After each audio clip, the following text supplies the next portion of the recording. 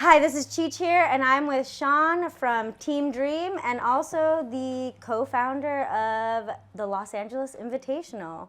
Thank you, Sean, for being here. So tell us a little bit about the Invitational, because I've been hearing people asking, like, what the fuck is this? So what is it? Wow, that's a big question. It's really just an opportunity to show people the type of riding we have here in the Los Angeles National Forest.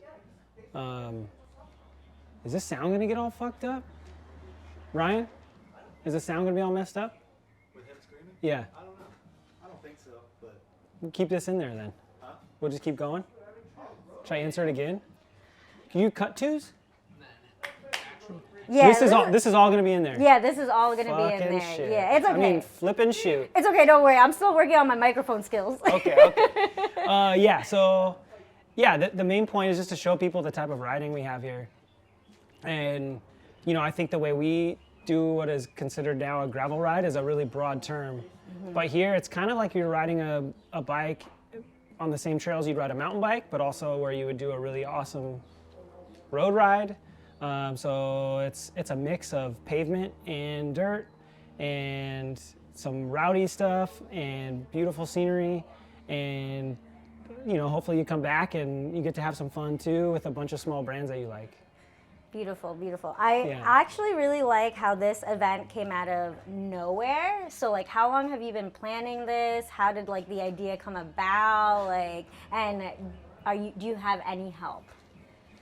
I think we were, when we were in Santa Barbara, was that December? Yes. Early December.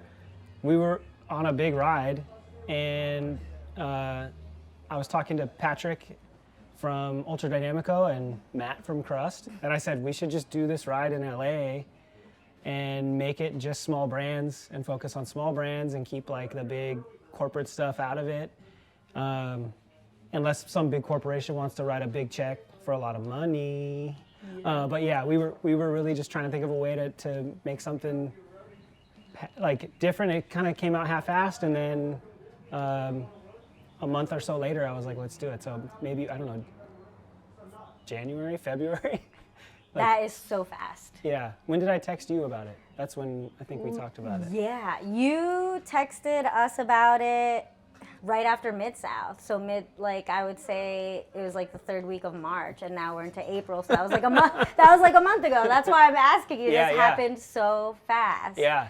Okay, so another reason I want to ask you these questions is because a lot of people, you have the registration is now open. Yeah. You have this flyer with the details, with all the different rides, but a lot of people don't like to read things. So I just kind of want to get a little bit of the details from you. How many different courses are there? And what kind of, you said it's mixed gravel and pavement. Talk a little bit more about that. And what kind of bike do you suggest people bring? Oh, those are good questions.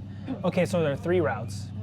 And when you look at the GPS file, it looks kind of like an ice cream cone with like a single scoop, a double scoop, and the biggest ride being the triple scoop.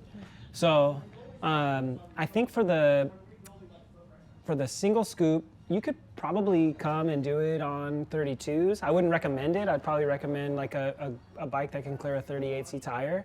But for the larger rides, I would want to ride a bike that can clear a bigger tire, like a 40, at least a 40, 42, somewhere in there, or anything above that. But it's mixed terrain overall.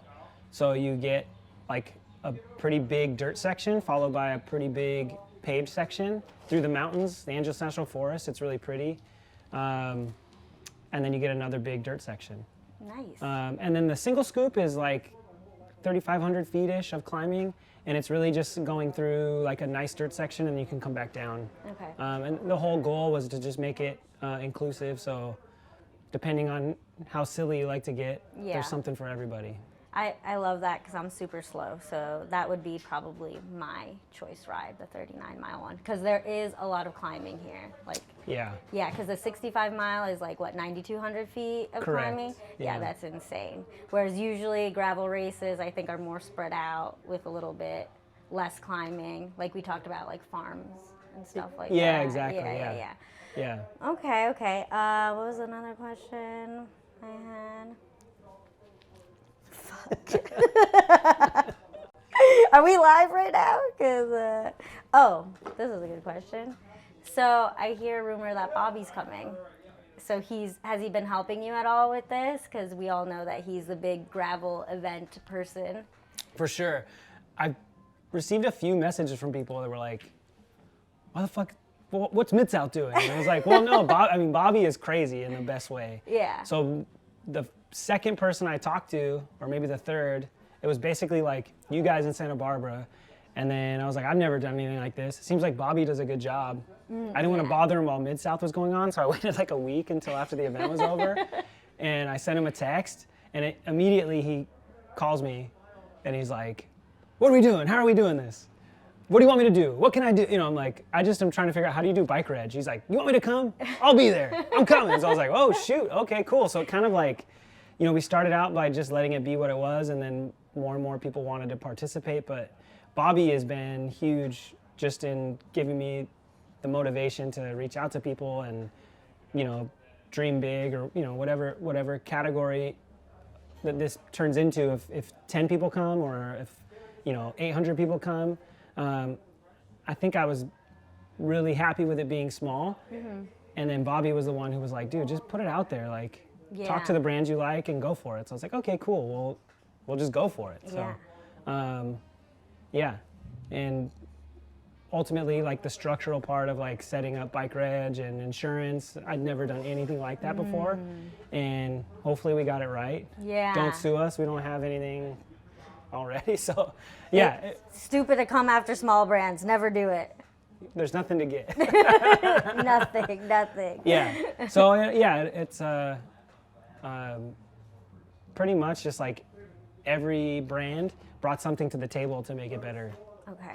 Cool. Yeah, because Bobby is definitely someone to go to, I think, if you want to do like a gravel event, but he's still like really small, and also he's just a great person. So for sure. Yeah. So these rides, when are you expecting to release like the GPS or like the Strava ride so that people can see what they're gonna get themselves into? I think a week before, 7 to 10 days before the event. Okay. Is kind of the goal. Okay, and it's gonna start here at the clubhouse? Correct. Okay, nice. Yeah, nice. And then it also ends here. Okay, and what do you think your cap is gonna be as far as how many people are allowed to register? I don't know. Not sure. Should I know? No, I don't. What do you think it should be? This is a pretty nice street. You got a pretty big space. I don't know, as big as... In the hundreds? Maybe like the Nor'easter this past year was 250, I think. That's not, yeah. So maybe like 150?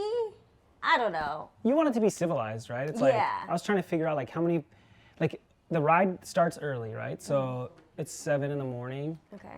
So like, I'm trying to think through like what would my concerns be for this ride, and it's like, okay, 7 in the morning, I haven't done a lot of the things I like to do, like go to the bathroom. So I was like, okay, porta potty per entry ratio, right? Like coffee, food, like you want people to be comfortable, have stuff for them to be able to get ready in the morning. So you're starting, really, a lot of people are gonna be here probably closer to 6 if they haven't registered or picked up their registration stuff. So, yeah, I don't know. It's like, what can we handle? And I think right now we're just watching the registration, and it's only been a couple hours since we put it up, and there are a lot of people registered already. So I think collectively, once we hit a number as a group that we're cool with, we'll go from there. Discuss with your team how much we feel comfortable working. Yeah, okay. And you too, right? You're doing an aid station. Oh, yeah. You need to know how many bananas and... I'm going to get a Costco membership. That's what I'm doing. Yeah, we have a gold member. Oh, you do? I'll go with you. Oh, you're more of an adult than I am, so with that Costco right there. Yeah. All right, I'll use your Costco membership, and I'll get all the booze and the peanut butter and jelly sandwiches. So, yeah, that brings me to another question. So these big rides, I mean, they're all pretty big, but what can people expect as far as aid stations, self-support? Like, what is that going to look like?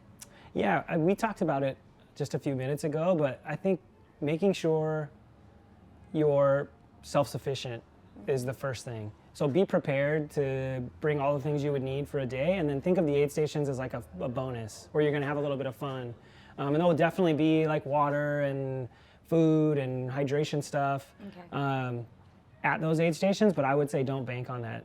And come ready to change your own flat tire, maybe a chain link and a multi-tool and all of the stuff that, if you get into a pickle out there, maybe you don't need it, but maybe somebody else does. So yeah, the goal for us is just to make sure everyone can get through the ride and finish it the way they'd like to. And, I'd like to think that if you see some trash that someone dropped by accident, maybe you'll pick that up. These trails are all open to hikers and other cyclists, and the road is still open to cars. So like, it's not really like a race or in that format. If you want to do it fast, that's cool, but just be respectful to nature and the other people that are out there. And so is there going to be a time cap as far as that goes too, or is it kind of like Mid-South where Bobby waits for the final person and, or do you want to cut it off at a certain point? I think we'll probably, Bobby will be here, so if he wants to wait, he can. I think, we'll cut it off because the aid station, the people at the aid stations, maybe they don't want to be out there for so long, but if someone wants to go and complete like one of the bigger rides, they would just maybe need to make sure they have what they need to finish the ride, and then we'll be here when they finish. Nice. That's kind of the way I was looking at it, but we'll let people know when you come through the first aid station, a little less than halfway through. If you're really far back and you want to keep going, that's awesome, but just being transparent with everyone and letting them know, there might not be an aid station when you get to the last section. So come prepared. Come as prepared as you can be. Don't really bank on too much. If you're slower, I guess would be the thing. But there is going to be some support with the aid stations. Yeah. That's always my mentality anyway with riding like this. Like, just try to get your shit together. Like, don't depend on other things, Sure. I don't know. Yeah. Is there anything else that you want to get out there? Like I said, a lot of people don't read things. Maybe they'll watch this. Anything, any other info you want to share with people who want to register? No, just thank you to everyone that's helped participate so far. We have some people that are going to be volunteering to help do like a trash sweep the day after or maybe the Monday after and like make sure everything's cool. Sunday is the bike show car show. Oh yeah. Swap meet. So that's our biggest event of the year here. So the city shuts down the whole block for us, and that's a really good thing to just come and hang out at. So Sunday post race ride, it's not a race, recreational ride. Sunday post recreational ride. You can come over and like hang out, and there'll be like food and all kinds of cool stuff going on. Yellow Paper Burger is coming. Oh, nice. And they make awesome hamburgers, and like a couple other people are coming to do food stuff. But there'll be some really cool old cars and some cool old bikes and a lot of people selling their old stuff. Oh, nice. Yeah. Okay. Sounds like a fun weekend. So it's May 14th, right? May 14th, the ride, 15th, bike show, car show, swap meet. Come to LA, hit up your LA friends, stay, and have a good time. Yep. Yeah, anyone looking for a place to stay, they can stay at he already told me he's the or Serena Rio's house. Yep. Any one of our friends, you could stay there. You don't really even have to know them, just hit them up. Yeah. At Rad Rio on Instagram. At whatchamacallit, that's Max in the OC. Stay there. Okay. My house is full. Cool. I think that's it. Thank you. Thank you so much for doing this. Thanks.